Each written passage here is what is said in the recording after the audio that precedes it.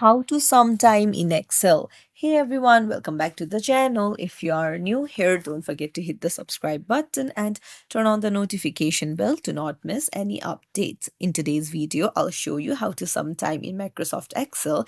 This is really useful for calculating total working hours, shifts, or time logs. So let's dive right in. Open up your Microsoft Excel and first make sure that you have entered your time in a proper format.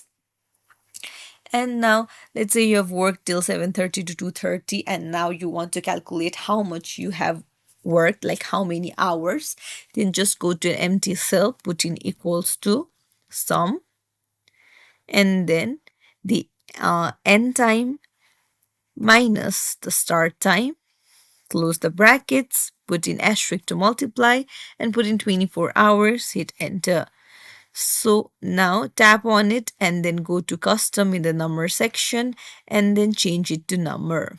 So you have worked for 7 hours. Now you just need to drag and then fill the handle and it will show you the total number of hours that you have worked.